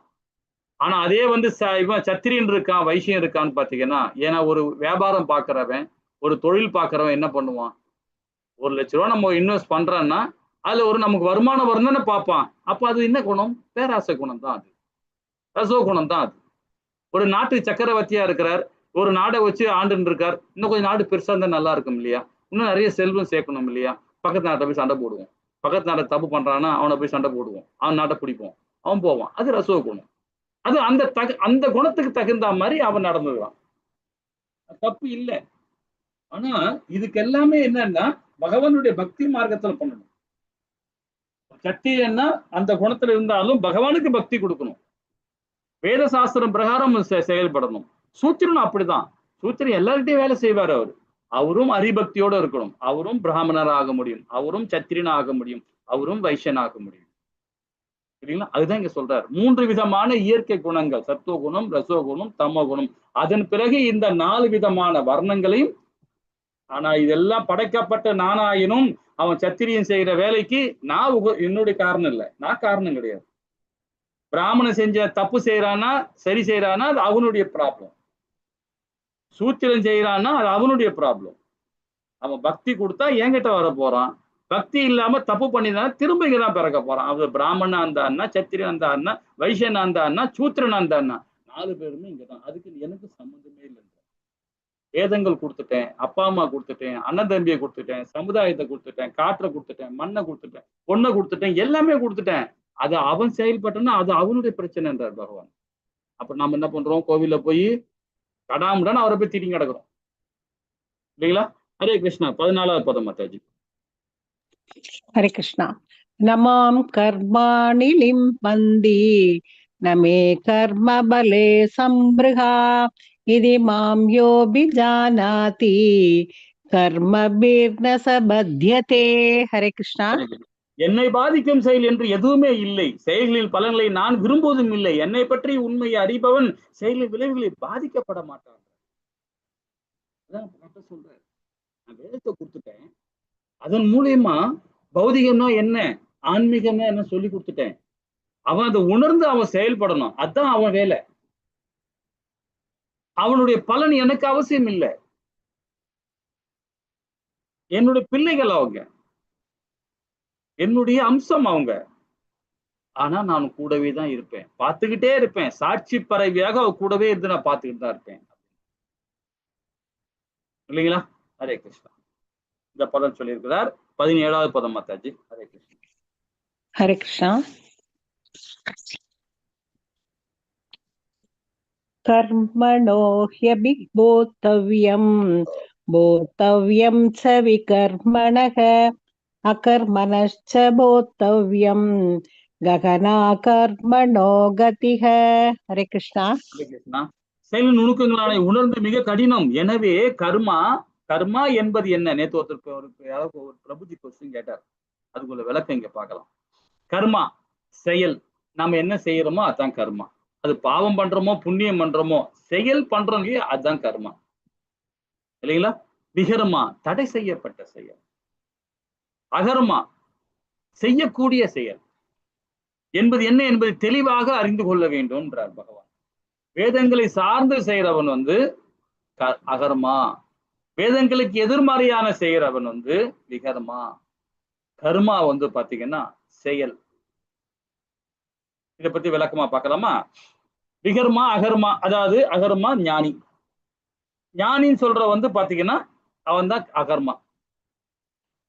அகர்மாவுடைய செயல் எப்படின்னு பாத்தீங்கன்னா, ஞானி என்ன பண்ணுதுன்னா ஞானத்தின் புத்தி, புத்தி சார்ந்த நிலைக்கு வந்திருப்போம் ஆத்ம தத்துவத்தை உணர்ந்துவார். அப்போ நாம யாரு?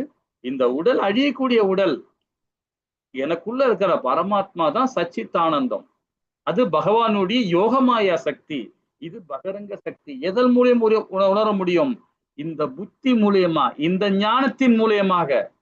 இந்த விஞ்ஞானத்தை உணர்ந்தவன் தான் ஒரு கர்ம யோகியா இருப்பான். அவன் பயன் என்னன்னு பாத்தீங்கன்னா, இந்த உலகில் மற்றும் மறுபிறப்பு இல்லை அறிந்தவன் அவன். ஞானிக்கு உணர்வான் நம் மறுபிறவி கிடையாது, அது நம்மளுடைய செயலால நம்ம நிரூபிச்சு காட்டுவான். அவன் தான் கர்மயோகி இல்லைங்களா? அப்ப பக்தி சேவைவர்கள் மிகவும் உயர்ந்தவர்கள். அவங்க யாருன்னா ஞானியா இருப்பாங்க, கர்ம யோகியா இருப்பாங்க. கர்மவாதிகள் நாம எல்லாம் கர்மவாதிகள் தான். ஏன்னா நமக்கு குழந்தை இருக்கு இல்லையா, நமக்கு மனைவி இருக்காங்க இல்லையா, கணவன் இருக்காங்க இல்லையா, சமுதாயத்தில் இருக்கும் இல்லையா, பணம் சம்பாதிக்கிறோம் இல்லையா. அப்ப நம்மளாம் யாரு? கர்மவாதிகள் தான். நம்ம கோயிலுக்கு போவோம், பகவானுக்கு பாராயணம் பண்ணுவோம், எல்லா விதமான செயல்படுவோம். அப்ப நம்ம எங்க போவோம்? சொர்க்கம் தான் போவோம். அது என்ன பண்ணணும் அப்படின்ற பக்தி உள்ளவர்கள் வேதங்களை பின்பற்றுவார்கள், சொர்க்கம் மற்றும் உபதேவ லோகத்தை அடைவார்கள், இறுதியில் ஜட உலகில் திரும்பவும் வருவார்கள். இவங்க கர்மவாதிகள். இவங்க ஆத்துல ஒரு கால் சேத்துல ஒரு கால் இருப்பாங்க. பக்தி இருப்பாங்க, நல்ல வேதம் படிப்பாங்க, எல்லாம் செய்வாங்க, ஆனா திரும்ப எங்க வருவாங்க? இங்கதான் பிறப்பாங்க. அதை உணர்ந்து செயல்பட மாட்டாங்க. முக்கியமா அதுதான் பிரச்சனை அவங்ககிட்ட. கோயிலெல்லாம் போவாங்க, நெய்வேத்தியம் ஏற்படுத்துவாங்க, எல்லாமே செய்வாங்க. ஆனா செயல்படுத்த மாட்டாங்க இல்லைங்களா? அதை செயல்படணும், தத்துவத்தை உணரணும், ஆன்மீக அது ஆத்ம தத்துவத்தை உணரணும், சாங்கிய தத்துவத்தை உணரணும். 6 விதமான தத்துவங்கள் கொடுத்திருக்கார் பகவான். 6 விதமான ஐஸ்வர்யங்கள் கொடுத்திருக்கார் பகவான். செல்வம்னா என்ன, வீரம்னா என்ன, அன்புனா என்ன, இதெல்லாம் அழகா கொடுத்திருக்காரு. அந்த உறுதித்தன்மை இது யாருக்கு வரும்? கர்ம யோகிக்கு வரும். அது நாம செயல்பட்டாதான் நமக்கு வரும் இல்லைங்களா? இது அதே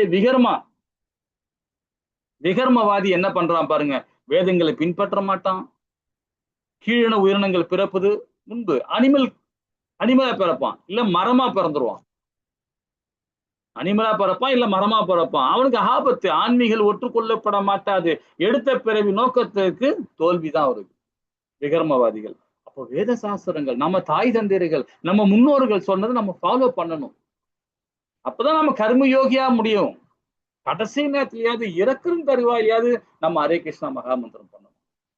கடைசி நேரத்துல மானையோ இந்த ஜடபரதர் மான் நினைச்சா மானா போத்துட்டார். இறக்கம் தருவாயில ஐயோ என் மனைவி விட்டு போறோமே, என்ன ஆகும் தெரியலையா, எப்படி குழந்தைய காப்பாத்துவாருன்னா கடைசியில என்ன ஆகும் பாருங்க, மனித பிறவிதான் கிடைக்கும்.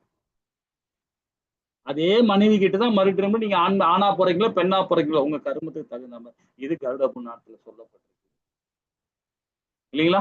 ஹரே கிருஷ்ணா மாதாஜி. 18வது பதம். हरे कृष्णा।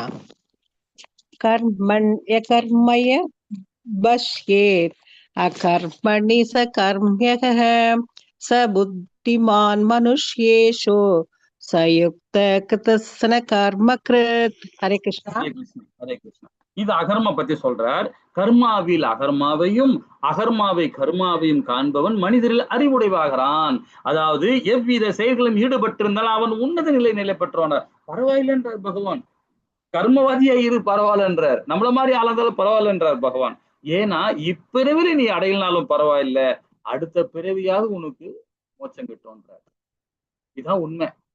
குறைஞ்சபட்சம் அந்த செயலாவது பண்ணுன்றார். சதா நேரமே நினைக்க முடியல பரவாயில்ல, ஊருகா மாதிரி கோயிலுக்கு போறல அதுவாதி செய்கின்றார். இந்த பிறவில உனக்கு கிடைக்கலாம்ல பரவாயில்ல, அடுத்த பிறவில. ஏன்னா இன்னைக்கு நம்ம ஒரு எக்ஸாம்பிள் சொல்றோம் பாத்தீங்களா, நம்ம ஒரு 100% இருக்கு. இப்போ நம்ம ஏற்கனவே பாவம் பண்ணியிருப்போம், புண்ணியம் பண்ணியிருப்போம் போன ஜென்மத்துல. அதனால ஏதோ ஒரு புண்ணியம் பண்ணனால்தான் நமக்கு இந்த மனித உடல் கிடைச்சிருக்கு. 4 லட்சம் பிறவி மனித உடல். இப்ப நம்ம மனிதனாவே திருப்பி பிறந்திருக்கோம்னா நம்ம புண்ணியம் பண்ணியிருக்கிறோம், பாவம் பண்ணிருக்கோம், புண்ணியம் பண்ணியிருக்கிறோம், இந்த பிறவில வந்திருக்கிறோம். அப்போ நாம ஒரு 60% நாம புண்ணியம் பண்ணியிருக்கோம், 40% பாவம் பண்ணிக்கிறோம். அதனால இந்த உடல் நமக்கு கிடைச்சிருக்கு, கீதையும் படிக்கிறோம். அப்ப நம்ம இதை புண்ணியம் பண்ணிருக்கோம் நாம இல்லைங்களா? அப்போ அந்த 60% இந்த ட்ரிப் என்ன பண்ணணும், இந்த கலிகாலத்துல இப்ப இருக்கிற நம்ம பிறவியில அட்லீஸ்ட் ஒரு 20% பகவானுக்கு பக்தி கொடுத்து 80% நம்ம ஆக்கணும்.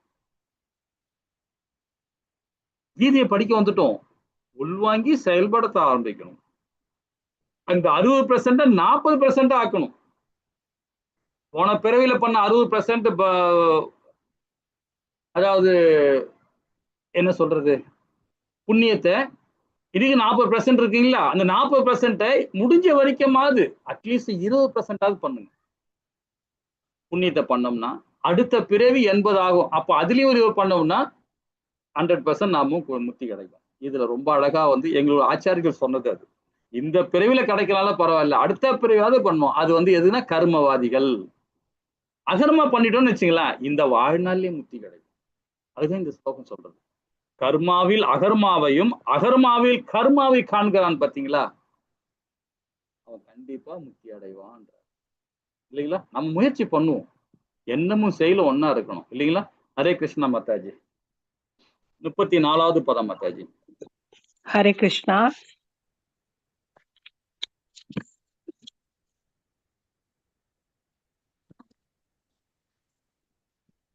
तत्वित्ति प्रणिपादेन परिपृष्णेन सेवया उपदेक्ष्यन्ति ते ज्ञानं ज्ञानिनस्तत्त्वदर्शिनः।